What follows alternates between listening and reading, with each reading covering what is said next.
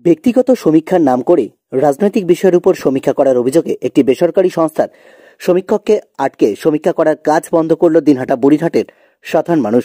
অভিযোগ, উত্তরপ্রদেশ ভিত্তিক একটি সংস্থা, যাদের অফিস কলকাতাতেও রয়েছে, সেই সংস্থার দুই কর্মচারীরা দিনহাটার বিভিন্ন এলাকায় ঢুকে সাধারণ মানুষকে ভুল বুঝিয়ে রাজনৈতিক সমীক্ষার কাজ করছিল। আর সেটা টের পেয়েই সেই সংস্থার কর্মীদের সমীক্ষা করার কাজ বন্ধ করে দেয় স্থানীয় মানুষজন। রবিবার দুপুর 2টো নাগাদ এই ঘটনায় চাঞ্চল্য ছড়িয়ে পড়ে। এ বিষয়ে দিনহাটা 2 নম্বর ব্লক তৃণমূল কংগ্রেসের সহসভাপতি আব্দুল সাত্তার বলেন, এই সংস্থার লোকেরা সাধারণ মানুষকে ভুল তথ্য দিয়ে আদতে তারা রাজনীতিগতভাবে সমীক্ষা চালাচ্ছিল।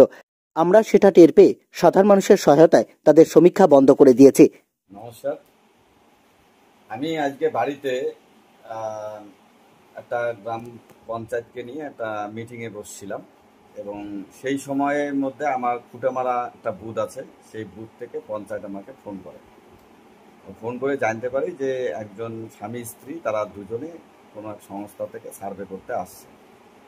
আমি তাদেরকে বললাম যে না, এরকম কোনো সার্ভে করার নির্দেশ নেই। মুখ্যমন্ত্রী ঘোষণা করে দিয়েছে যে সরকারি নির্দেশ ছাড়া বা সরকারি কোনো বৈধ কাগজ ছাড়া কেউ কোনো রকম সার্ভে এই বিষয়ে করতে পারে না, কারণ কেন্দ্রীয় সরকার নানাভাবে চক্রান্ত করছে বাংলার উপর। তারা হয়তো এই সার্ভের নামের মধ্য দিয়ে এনআরসি টেনআরসি করে অনেক মানুষের সর্বনাশ করতে পারে, যে কারণে আমি সার্ভেটা বন্ধ করার নির্দেশ দিই যে আপনারা সার্ভেটা বন্ধ রাখুন, এবং গ্রামবাসীরাও একত্রিত হয়েছে।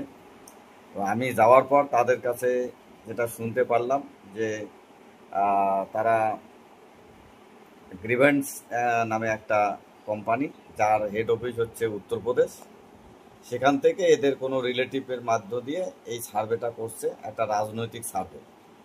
সেই রাজনৈতিক সার্ভে যেহেতু বন্ধ করতে আসছে, আমরা সেটাকে পরবর্তীতে আমরা দেখলাম যে না, এখানে তাদের কোনো বৈধ নথিপত্র পাইলাম না, যে কারণে সার্ভেটাকে আমরা বন্ধ করে দিয়েছি। সংস্থা থেকে আসছেন এবং কি জন্য আসছেন? কনভার্জেন্ট সংস্থা থেকে এসেছি। আমরা একটা গ্রামে বুথে বুথে ঘুরে জনসমীক্ষার কাজ করছি। সেটা কোনো গভর্নমেন্টের আপনার পেপারস আছে, এসডিও বিডিও বা ডিএম এর লেটার হেড আছে?